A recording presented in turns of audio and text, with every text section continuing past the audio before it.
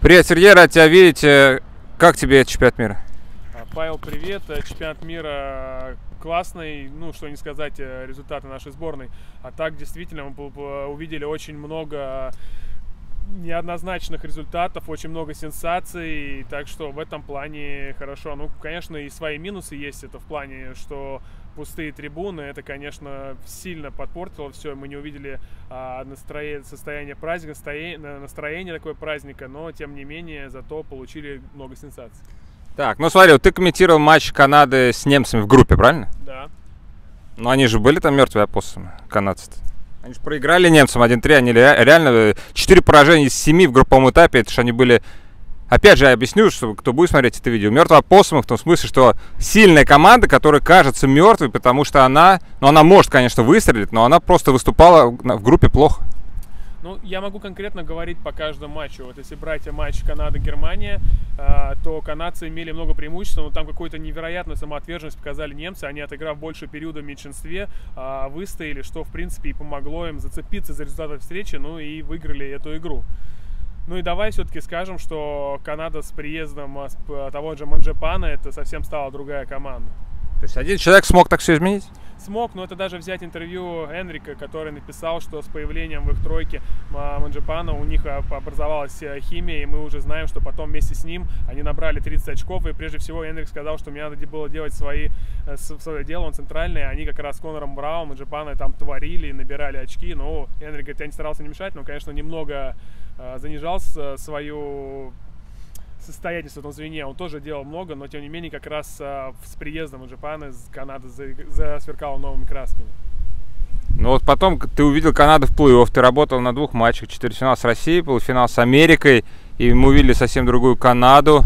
Но объясни вот эту модель, почему, то есть мы как бы думали, что там один человек не может выиграть чемпионат мира, да, здесь получается 1-3 создает результат, 1-3 набрала там 30 очков с плюсом, да, и остальные просто подыгрывают им, да, есть талантливые молодые ребята, ну, вратарь неплох, Дарси Кемпер, да, но неужели такая модель, оказывается, в современном хоккее работает? Также я читал интервью Галлана, он сказал, что мы набирали по ходу турнира, и тоже этот пузырь, говорит, как нам помог, считай, ребята сплотились, много молодых игроков, много уже опытных игроков, они друг с другом много общались, и это, говорит, потом и сказывалось на игре команды тоже. Ну и взять в целом сборную Канады, я уже много раз повторял, что команда собрана практически вся из игроков, за исключением там 5 человек, вся из игроков национальной хоккейной лиги. Да, в Канаде нету звезд в этой Канаде, но в этой сборной много игроков, которые достаточно уверенно и хорошо провели регулярный чемпионат национальной хоккейной лиги, последний чемпионат, так что играть было кому.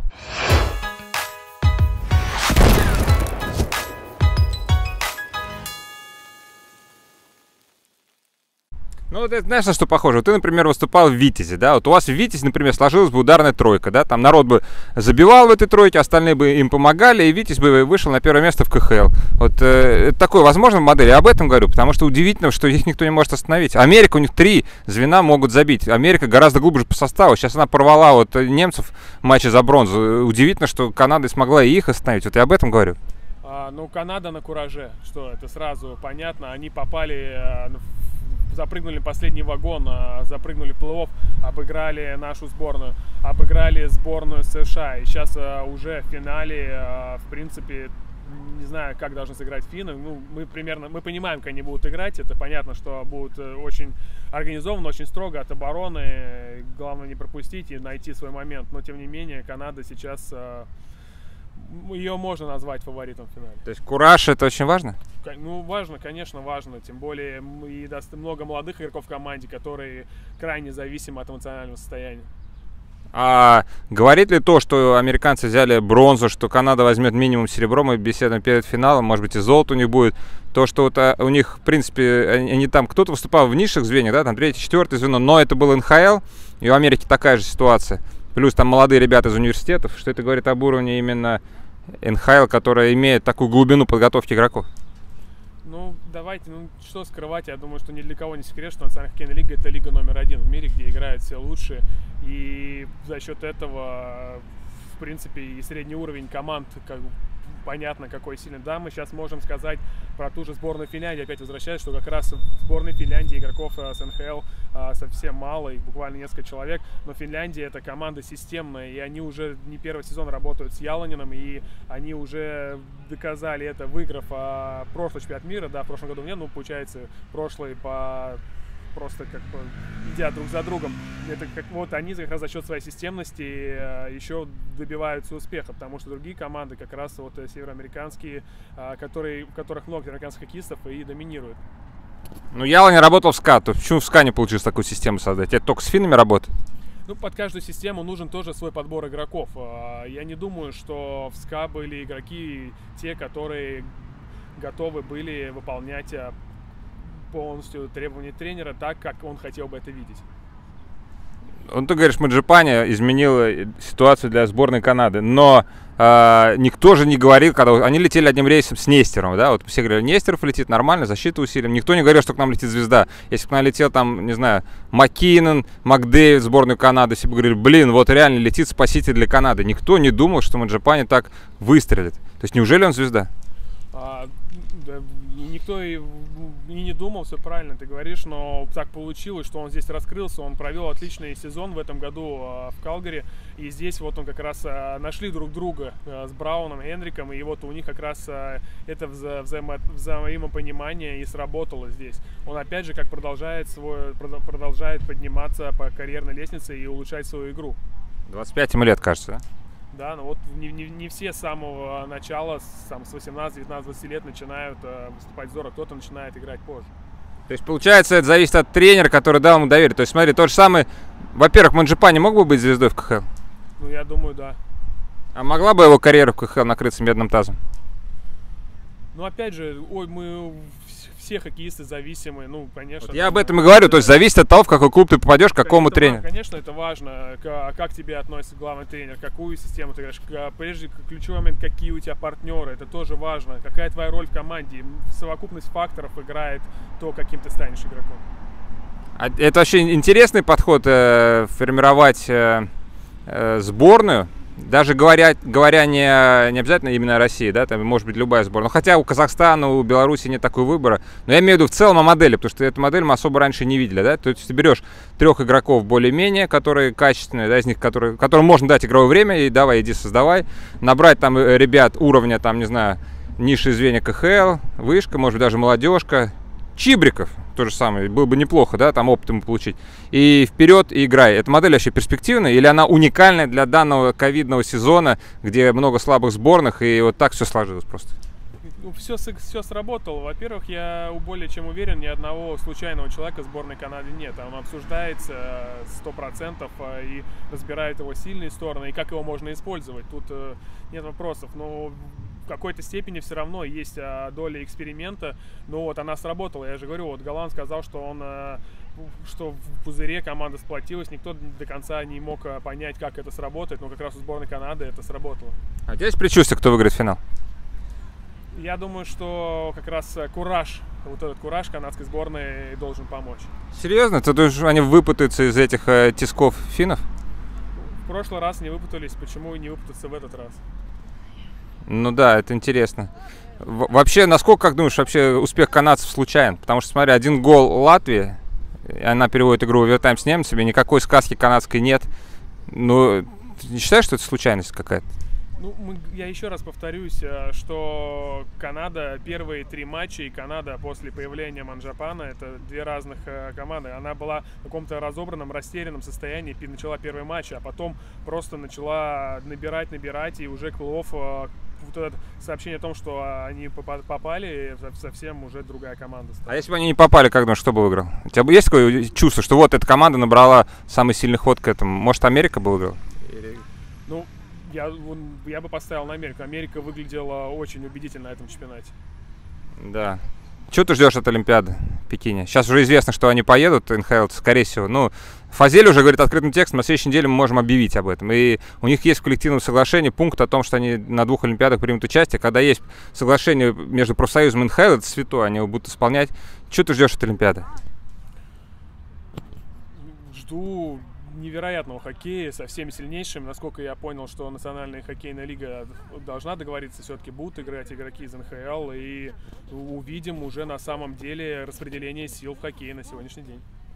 Ну, если, опять же, многие говорили, знаешь, там, про Олимпиаду в Корее, говорили, ну, это не настоящая Олимпиада, не был НХЛ, так девальвируется золото наше немного от этого.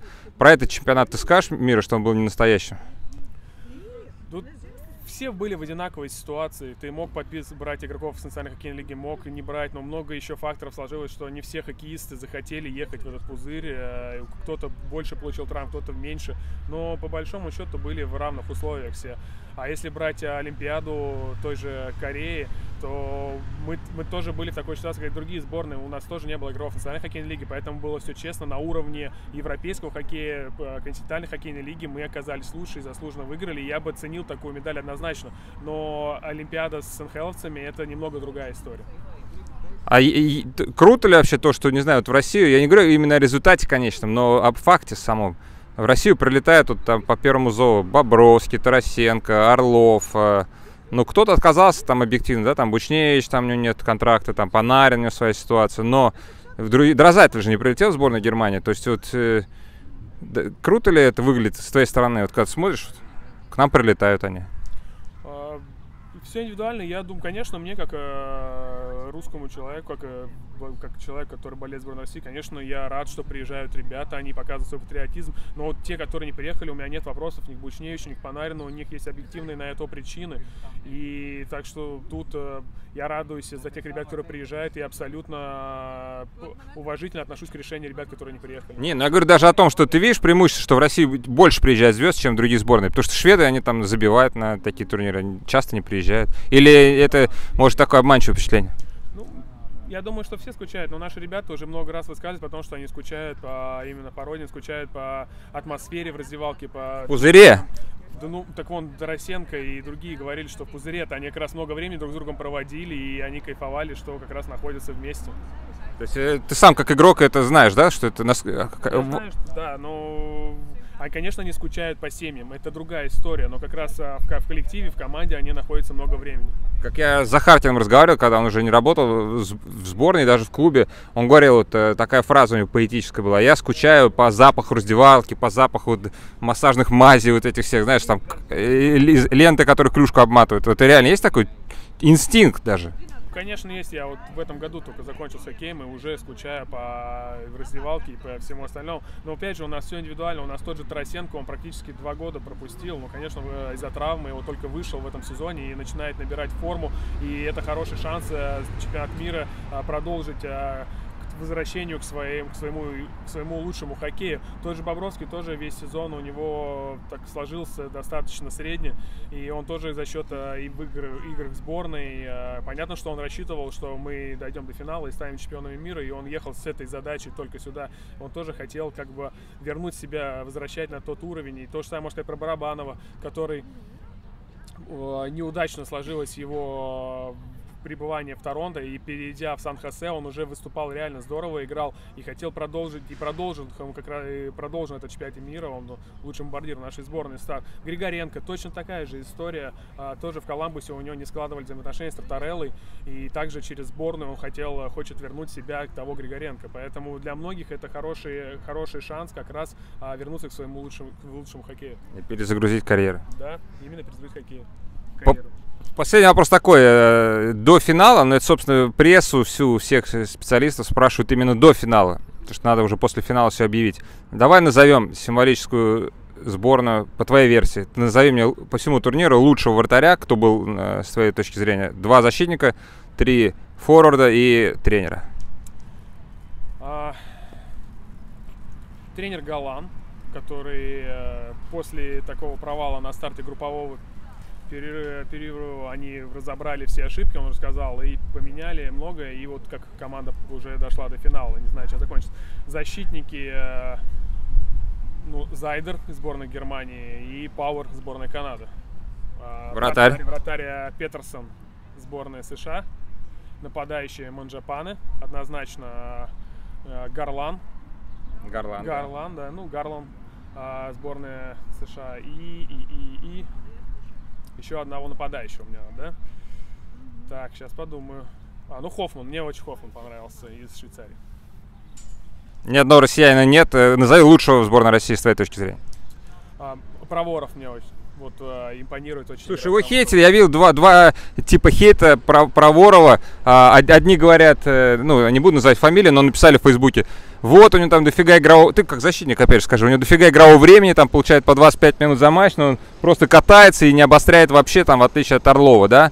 Второй тип хейта, что типа он... Я это вообще не заметил, но они говорили, что типа не дорабатывает сзади. Что вообще творят? Тут волонтеры вот катаются на тележках. Видно, что заканчивается чемпионат. Да. По Провору вот на два типа хейта ответь, что он не очень надежный и он не очень обостряющий в атаке.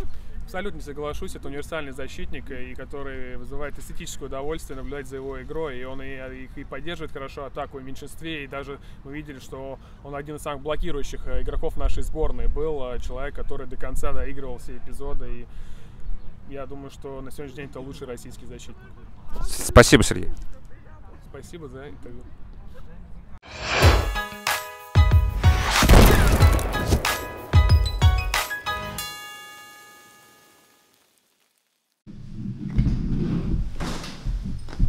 Hello, ladies and gentlemen. Welcome to this video conference for the 2021 IIHF Ice Hockey World Championship game between Finland and Canada. This conference will include players from Team Canada. We would like to welcome number 44 Max Komtua and number 14 Adam Henrik.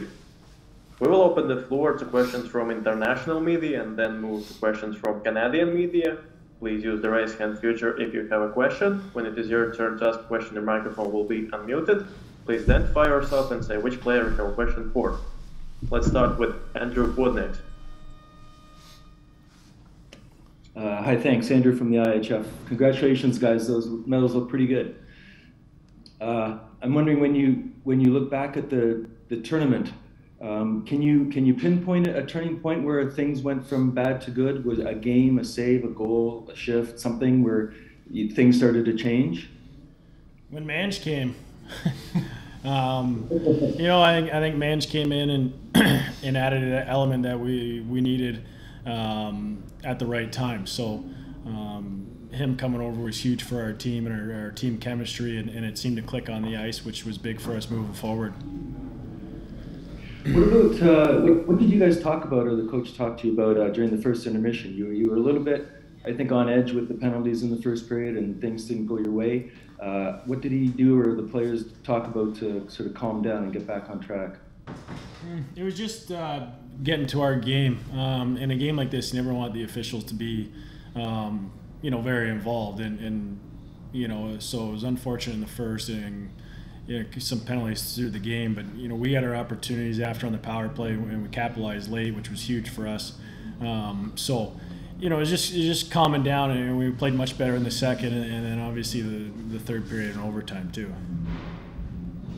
Maxime, maybe can you talk a little bit about what went on in the dressing room after the third period? Is there a different mindset, especially for Canadians? This was the first time that there was going to be unlimited overtime, and even though it's 3-on-3, it's not like the playoffs, but was there a different mindset preparing for the overtime, knowing that there was not going to be a shootout? Not at all. I mean, our only mindset was we came back during this whole tournament. Nothing was easy.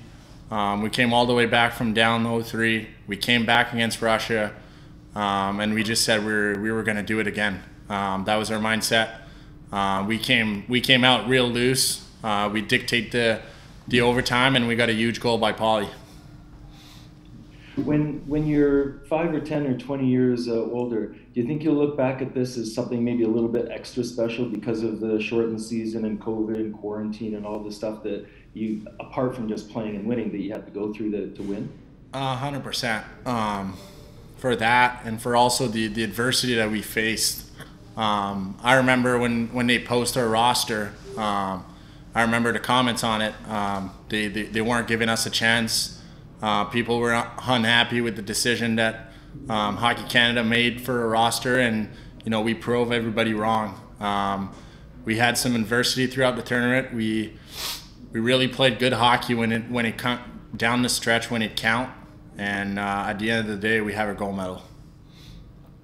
Thanks a lot, and congratulations, guys. Thank you. Thank you. Next, please, Carol Schramm.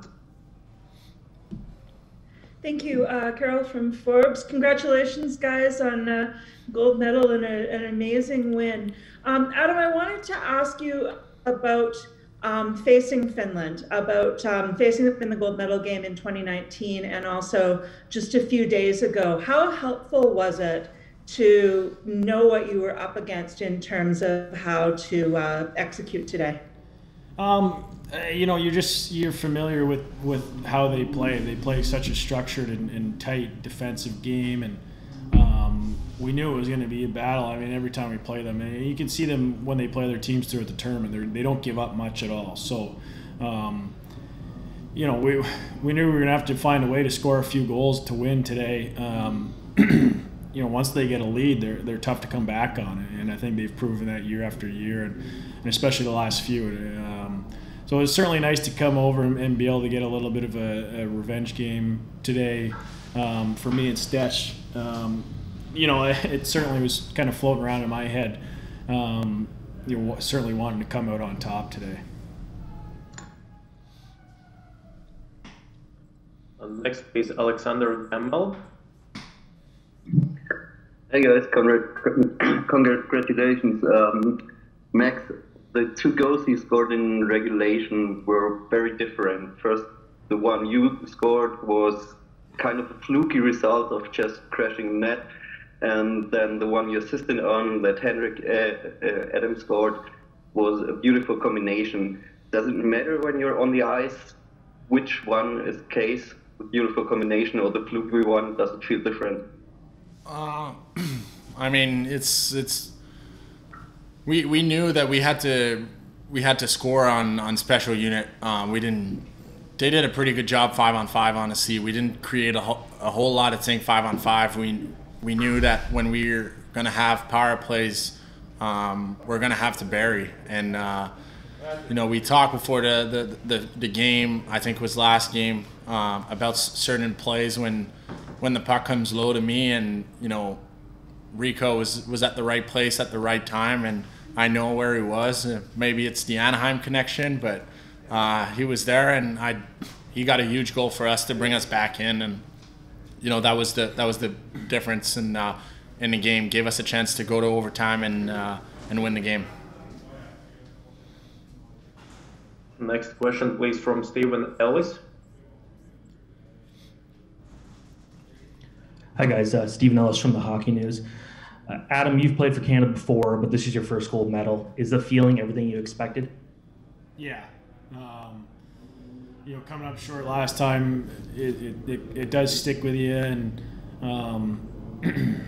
everything that went on this year, when they called me, sure had my questions about coming over and playing, but you got to tip your caps to all the guys in our room that committed to coming over and playing and sacrificing for 3 weeks. We haven't done anything over here except been stuck in the hotel, and it's a tough tournament. It's a longer tournament, and our guys stuck with it all the way through, and to it's certainly special to be able to be the captain of this team and to be able to go all the way and everything we've gone through. It's such a I guess the tournament goes along with the year and everything that's been so crazy. But I'm so proud of our guys and everybody in our locker room, and we just stuck with it, and we believed in ourselves, and we believed in the group, and then just started taking them off one at a time. We get our first win, get rolling, get the wins that we have to. Guys stepping up at certain times throughout the tournament to lead us all the way, and I think it's going to be extra special when all these guys are part of this team and everybody that came over looks back on this tournament and what it took for us to win. Next, please, Michael Morale. Yes, thank you, Mike Morial, NHL.com. Congrats, Adam and Max. Adam, can you talk a little bit about your impressions of Owen Power, his preparation, particularly the last week when it seemed he received more ice time and played key situations? Yeah, I mean, him and along with some of our other guys, I think their confidence throughout our tournament came out, and you could see how good the guys were, and O certainly led the way. I don't think he's a #1 overall pick. I think he's probably like 3 overall. So we'll see what happens there. But you know, certainly fun to play with a young kid who's such a good talent, and you know, it's exciting to look back at his future. I feel like the old guy all of a sudden on the team, and you know, these kids coming in and playing. But you could see his maturity. He's such a good kid, and he's humble, and he's, you know, pretty quiet, and just kind of allows his game to come out. And it's fun to watch, fun to be a part of it, and he's certainly going to be a great player for years to come. Next, please, Tommi Koivunen.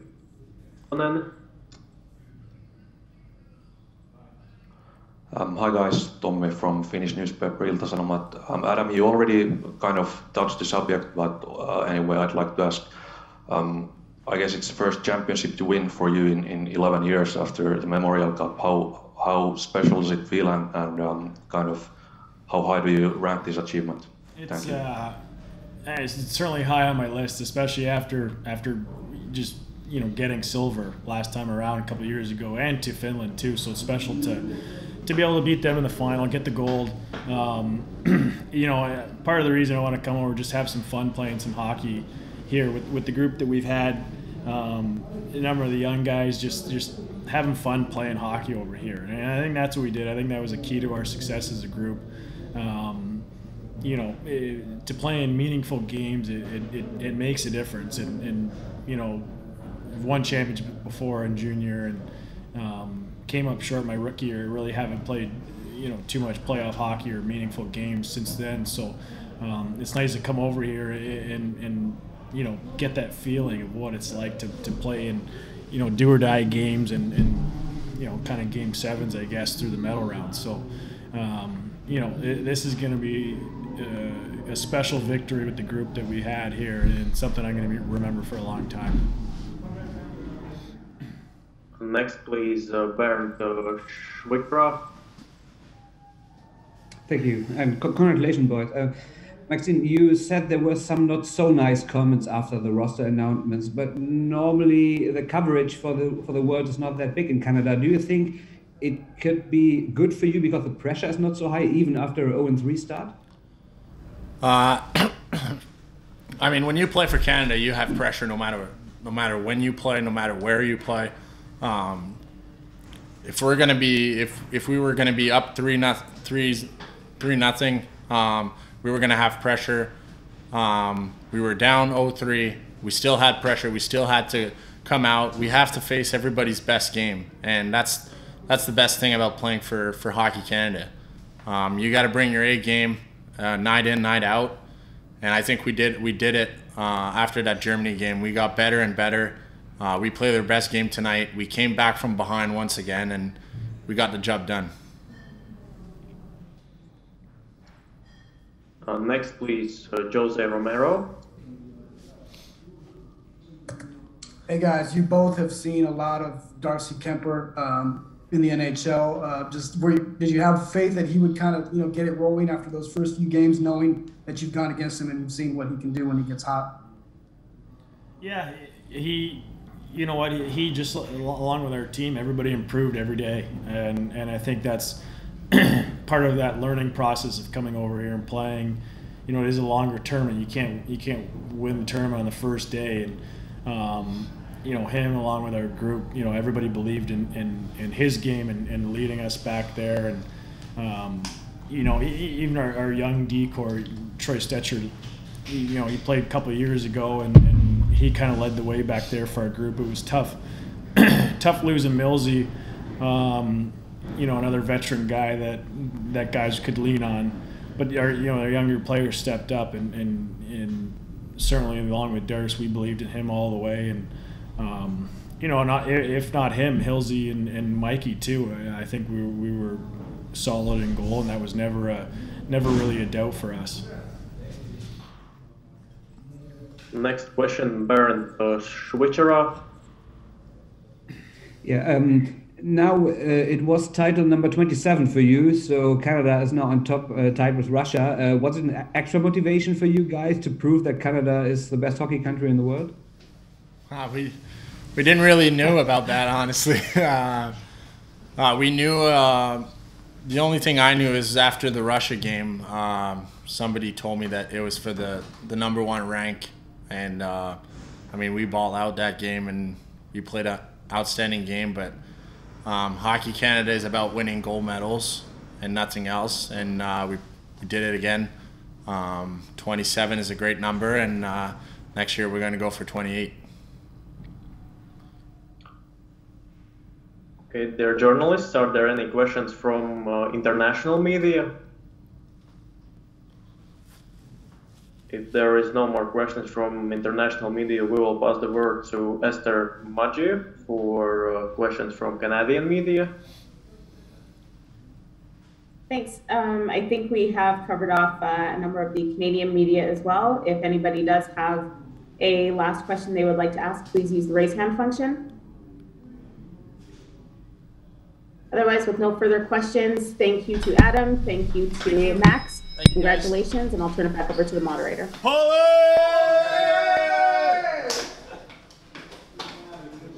Dear journalists, please stand by for next Team Canada player number 21, Nick Paul.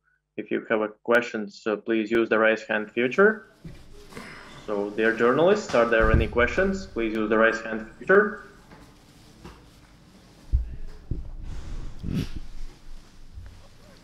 Carol Schramm, please. Thank you. Congratulations, Nick. Nice way to end things off. I'd just like to ask you about the winning goal. Talk us through the play, please.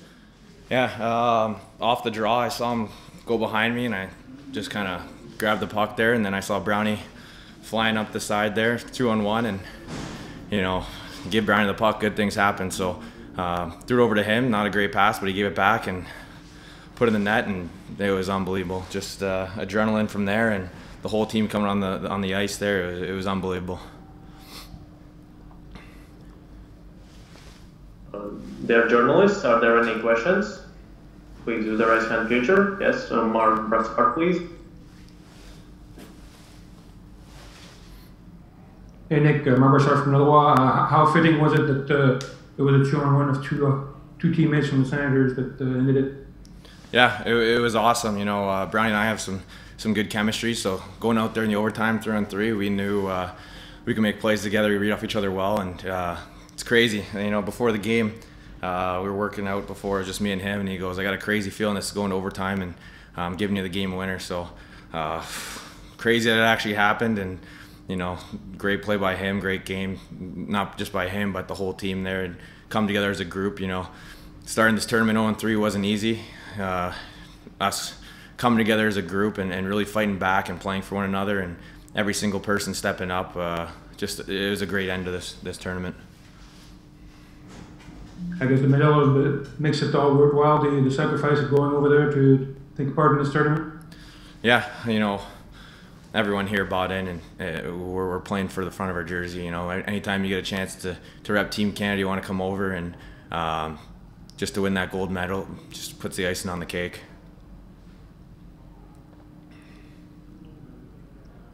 Okay, dear journalists, are there any questions? Okay, looks like there is no more raising hands, so looks like that is all. Thank you. Awesome. Thank you. That is the conclusion of player video conference. Please stand by for Team Canada head coach Жерар Галлан. We will open the floor to questions. Please use the raise hand feature if you have a question. When it is your turn to ask a question, your microphone will be unmuted. Please identify yourself and ask your question.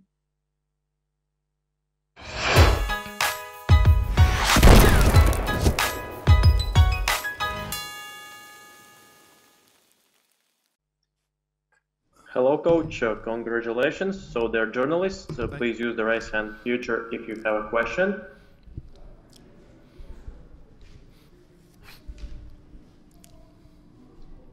Elena Kuznetsova, please. Coach, congratulations for the gold medal. Thank you. How did it feel? Sorry, what was it? How did it feel?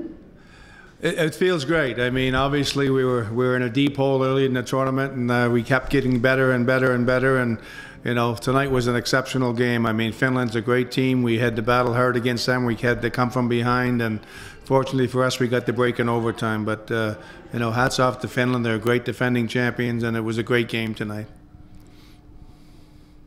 Next question, please, Carol Tram. Thank you. Congratulations on the gold medal. Throughout the tournament, even in the early stages, I felt there was a lot of positivity coming from you, liking the way that your team was playing and feeling that there was something to build off of. Is part of that just excitement about being back behind a bench again for you? No, I'm definitely excited to get back behind the bench, but I didn't like the way the first part of the game was being called a little bit. I didn't like some of the penalties and the plays that weren't called, so a little disappointed. And I let the referees know that, and you know, from there on, they were real good in the hockey game. So, you know, we didn't want to get behind them. We had 3 penalties in the first period, and I didn't like them. So, you know, we tried to get our team set, and then we calmed down, we settled down, and we started focusing on playing the game, and we got much better after that. So, dear journalists, please use the raise hand feature. Elena Kuznetsova, please.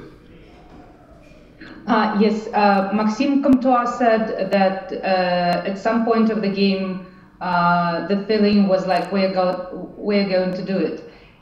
Was there a feeling for you, the same feeling for you, and at which point?